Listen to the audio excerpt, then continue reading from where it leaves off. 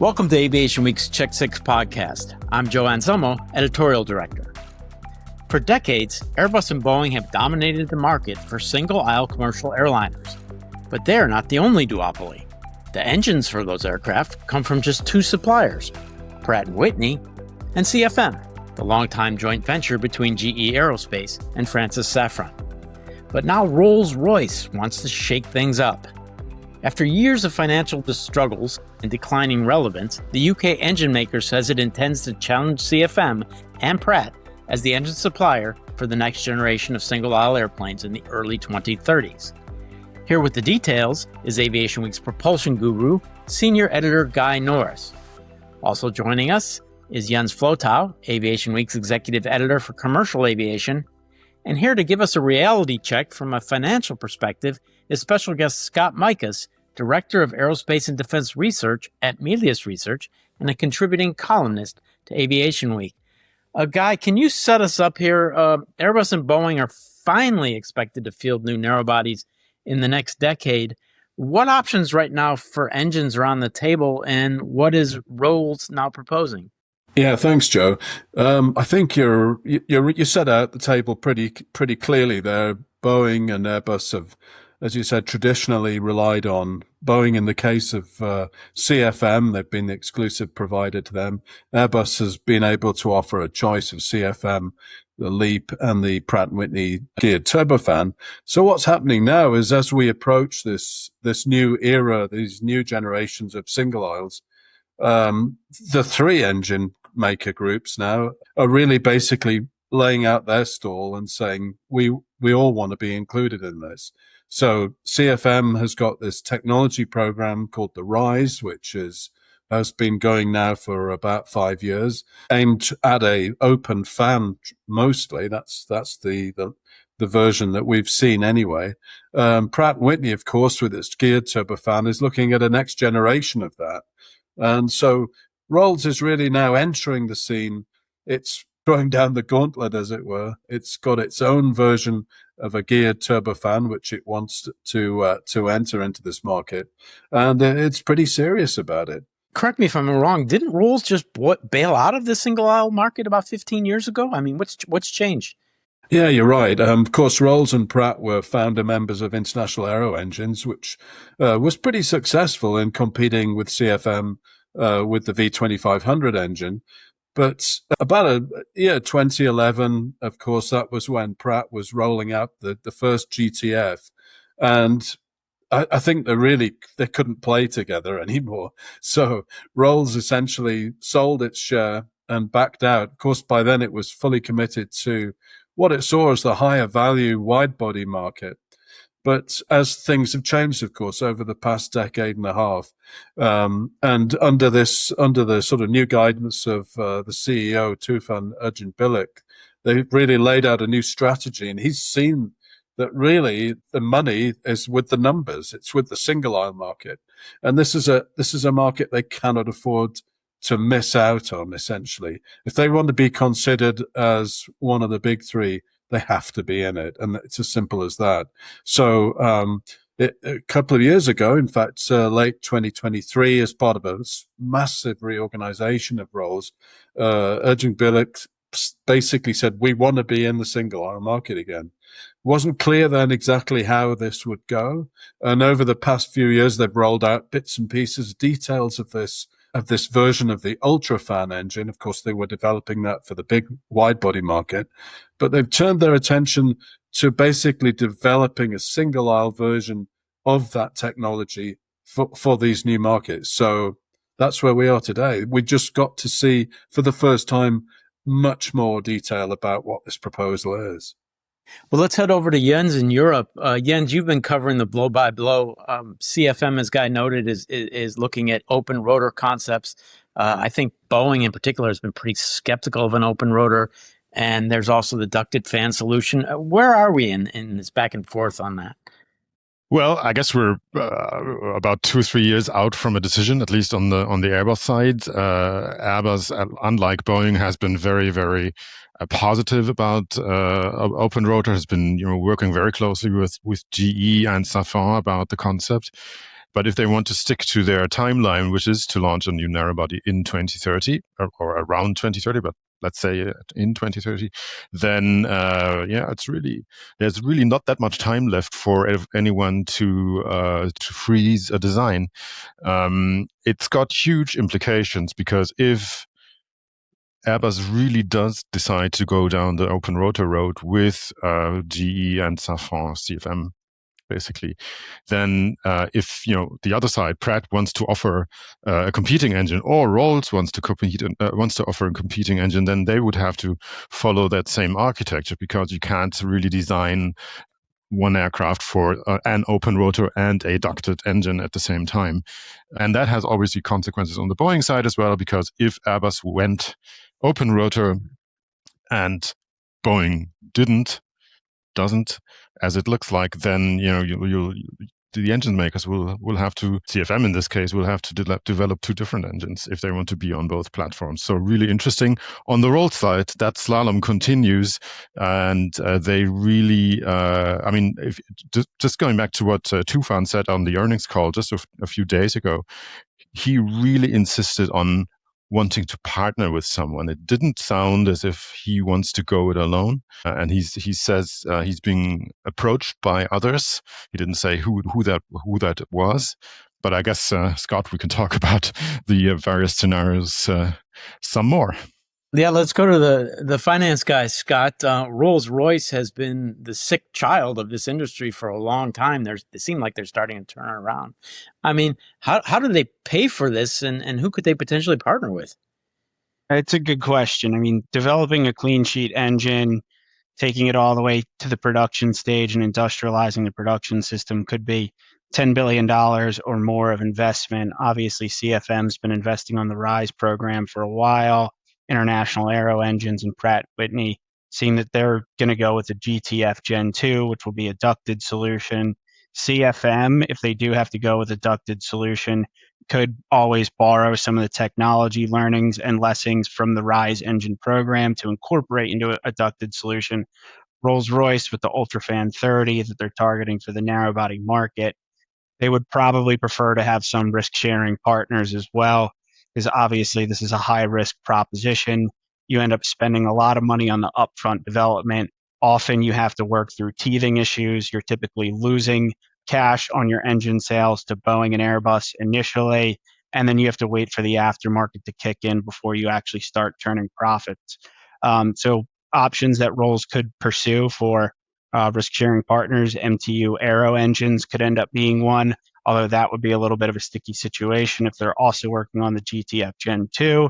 They could potentially look to Japan, maybe team with some of the Japanese heavies, maybe Melrose as well, which owns GKN Aerospace, could end up being a viable partner too. One of the things we always talk about for the airframers is, do they offer two engine options like Airbus does on the A320neo, or do you offer a single option? Scott, if Rolls goes forward with this, we could potentially see an airplane offering buyers three engine options, right? Which I don't think we've seen since the original 777 back in the 1990s. Correct. Yeah, when we think about the narrow-body market relative to the wide-body market, narrow-bodies are just much higher volume. And if you look right now, Airbus is two engine suppliers on the A320neo. They were originally targeting getting to 75 per month on that program by 2025. Well, 2025 has passed and they're nowhere close to it. They're now targeting 70 to 75 per month at the end of 2027. And I think a lot of people are skeptical on whether they'll hit that target. And that's with two engine providers. Presumably, the commercial aero market is going to be significantly larger in the 2040s and 2050s than it is today. But that level of volumes, Boeing and Airbus may want to de-risk their engine options, and airlines would probably prefer more choices as well. So you could have a situation where Boeing and Airbus both have three engine options. I would note that did happen on the 777 Classic, but once GE increased the thrust rating for the GE90 and Boeing launched the 777-300 ER, eventually the GE90 was sole sourced, but peak production for the 777 program was roughly 8.5 units per month in the early 2010s. If you think about narrow body production volumes, Airbus is going for 75 per month on the A320. They want to be in the teens, like roughly 13, 14 on the A220. And Boeing has expressed its desire to get up to 52 per month on the 737 MAX. So if you combine all of that, that's more than 140 narrow bodies per month. Presumably in the 2040s and 2050s, I don't know, maybe are we producing 200 narrow bodies per month? Maybe more. If we're going to do that, we'll probably need 3 engine suppliers to make that happen. And that would also help support the airlines, because it would be a tall task for just 2 engine manufacturers, not only to produce that many engines, but also service the giant installed base as well, because that's a whole nother dynamic that needs to be considered.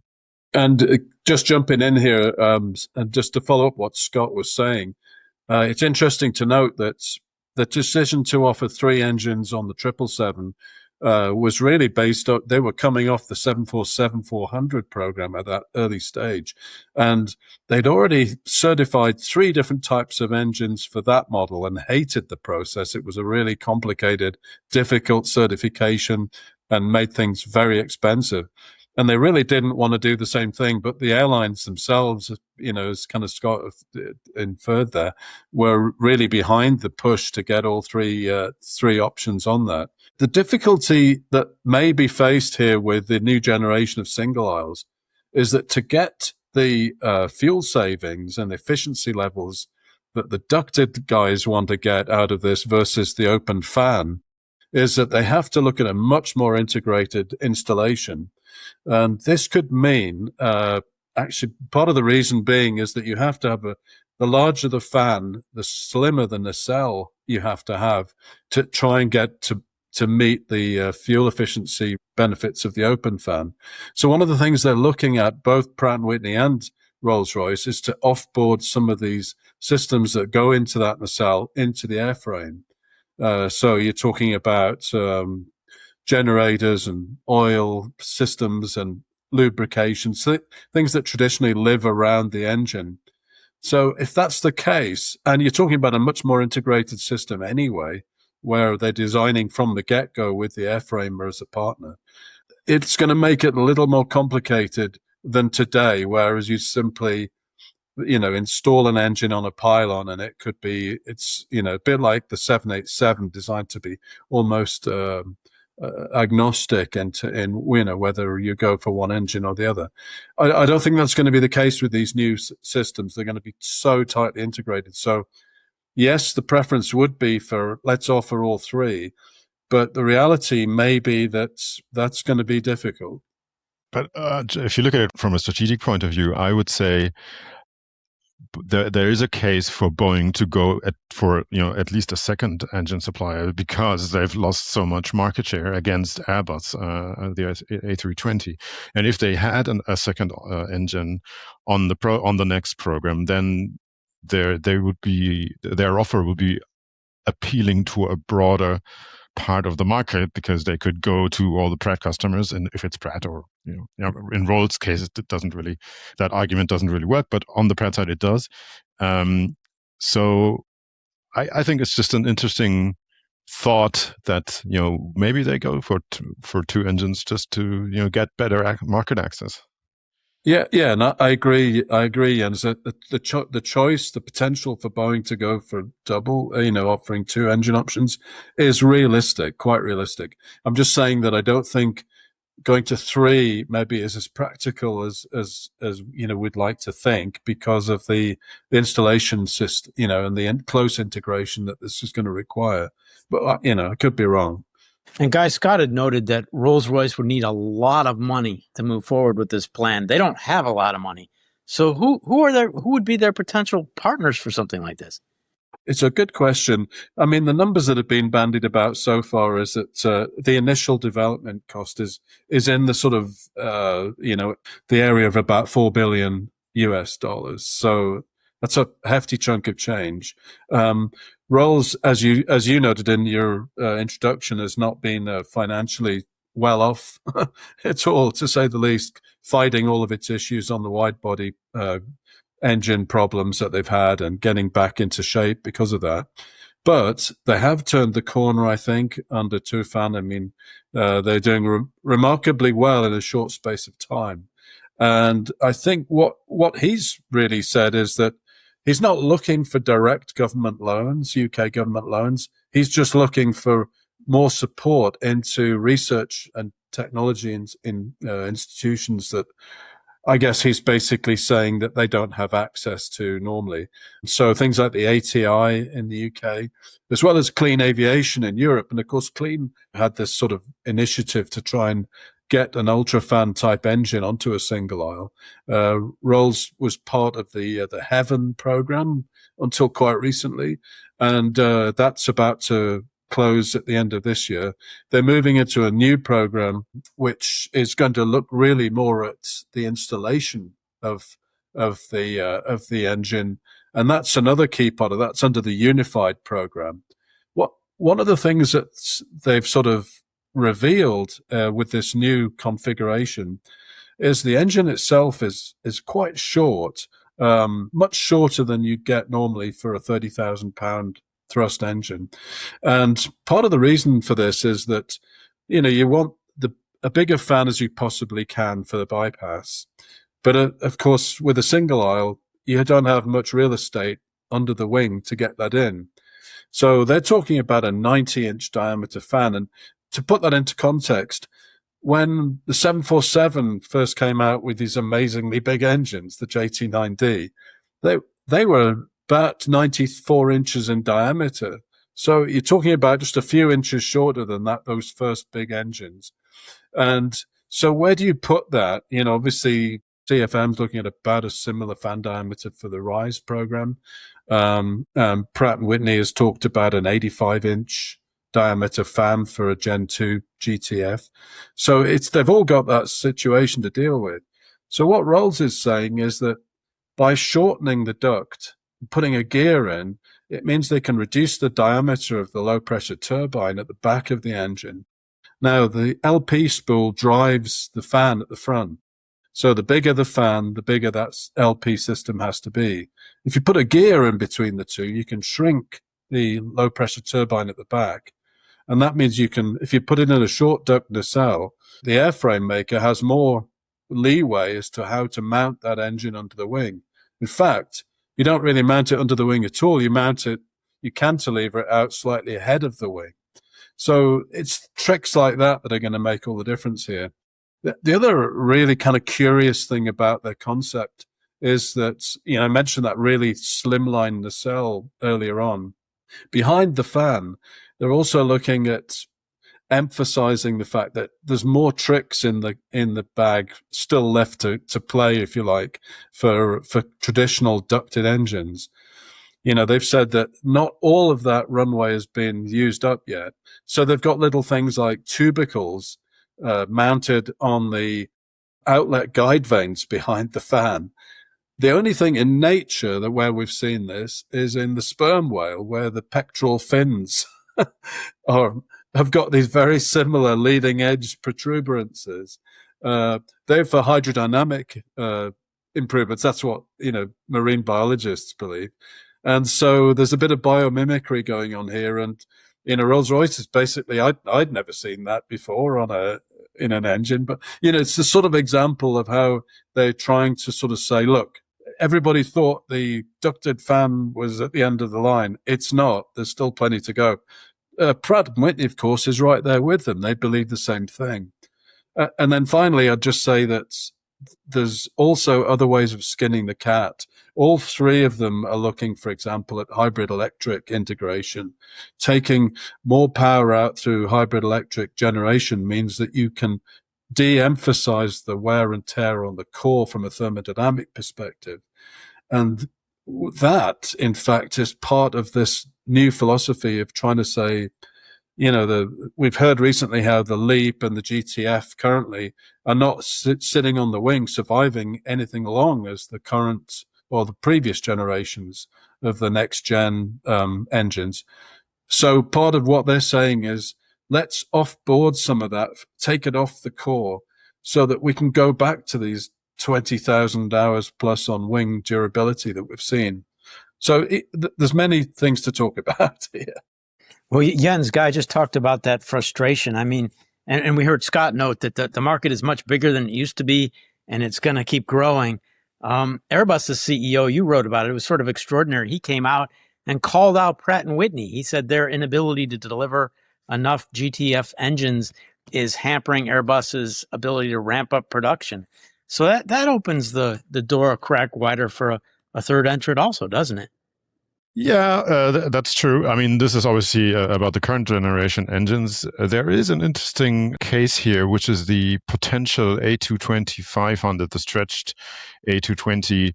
There has been, behind the scenes, some talk about maybe let's not use Pratt as the sole source for that variant of the A220, but maybe there's a way to bring in CFM with a kind of an early version of even the RISE, or even using some of the RISE technologies that they've been working on for the past whatever it was, 4 or 5 years.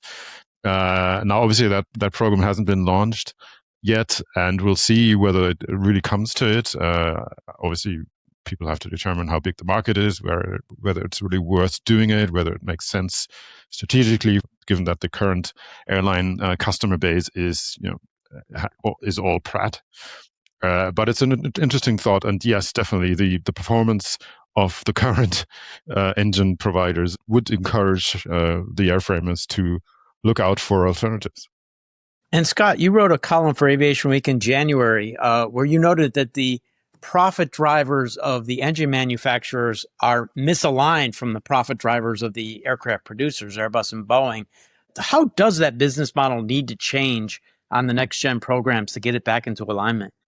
Joe, you're exactly right. In the commercial aero industry, the way it's currently structured, the airframers generate their profits and cash flow when they deliver an aircraft to an airline, regardless of whether it's for fleet growth or replacement. But the engine manufacturers, they generate the lion's share of their profits and cash flow in the aftermarket, selling spare parts and servicing the engines. So a next-gen single aisle with a clean sheet engine program could offer an opportunity for the industry to restructure how it aligns those incentives and profit drivers to create better outcomes, not just for Boeing and Airbus, but for the engine manufacturers and the airline customers as well. This is probably a long shot, but you could end up seeing a scenario where maybe Boeing and Airbus could potentially share in the development costs of engines in order to reduce that burden upfront for the engine manufacturers. And in exchange, Boeing and Airbus would receive some sort of aftermarket royalty down the line. That would obviously be a sticky negotiation. Obviously, there could end up being antitrust concerns as well. I would note Boeing, Pratt & Whitney, and United Airlines were all a part of the same company at one time, but the government broke them up. So the government and regulators might have some concerns about airframers tying up in an economic relationship in an engine program as a risk-sharing partner. So it's unlikely, but that is something that could potentially be considered. That way you could better align the profit drivers between the airframers and engine manufacturers to drive a mutually beneficial outcome for the industry more broadly. Joe, can I just jump in here for a second? Before I forget, it was something that Scott had mentioned earlier on, and Jens just alluded to as well with the A220-500 option. We are aware, and the CFM has made no secret of the fact that the technology program under RISE is also looking at adapting much of 90% of this work to a ducted version as well. And so, and this will go to the thought, well, okay, if we're not going to be able to put an open fan on an Airbus, say, with a dedicated wing airframe combination, then let's look at a more compatible but slightly lower efficient 2 to 3% ducted version. Now, Jens and I at Paris last year, at the air show, we did a story where we basically said we thought we knew the name of this program. It's called the Advance, and it's a roughly 85-inch diameter fan within a duct. And basically, it's something that they've got in their back pocket. They can put all of the geared system, the small core, the hybrid work. It's all still usable with a ducted version if they need it. So you can bet your bottom dollar that's out there. And we reported that way back in June of last year, even though some news outlets claimed this was a bit of a scoop when they just recently reported the same news. Yes, I know. And Guy, just on the Pratt side, it's really, I mean, the same question in kind of in reverse is needs to be answered. Would they do an open rotor if Airbus chose to go down that path? And I actually asked them a week ago whether that's an option for them, and they didn't really want to answer that. They said, we think the ducted version, second generation GTF, is the best solution. Full stop. Yeah. But I would be very, very surprised if they really didn't work on something in the background. Let's just leave it at that. Yeah, and of course, both Pratt and Rolls have done their versions of open rotors or counter-rotating open fans, depending on what your definition is. In the past, they've both worked on those programs, and they've both taken out patents recently to cover themselves as well for that eventuality. But I think Boeing's reaction to the open fan and their open 2 years ago at Farnborough, they're not open hostility, but, questioning the vibe. Skepticism, exactly, was a very, very telling point. And, when you think about it, it's not just the fact that you're having to do quite a lot of adaptation for the airframe. It's also public reaction. What do the general public think of they look at it, is that a propeller out there? Maybe most people don't care. They don't even look out of the window these days on a lot of plane flights that I've been on. But it is a factor, and it has to be considered. Okay, guys, thank you for a fascinating conversation. And Guy, people wonder how you have this wealth of knowledge. You wrote a 600-plus page book on aircraft engines, which I would say is still available on Amazon.com for anyone who wants to read it. But for now, that is a wrap for this week's Check 6 podcast. Scott, thanks to you for coming back to Check 6. We'll have you on again, and we'll look forward to your next column. Guy and Jens, thanks to both of you, as always, for your insights. And Guy will be at the Verticon Helicopter Show in Atlanta with his colleague, Tony Osborne. So keep an eye out for their reporting from Verticon and maybe even a podcast. Special thanks to our podcast editor in London, Guy Fernyhough. And thank you to our audience for the privilege of your time. Have a great week.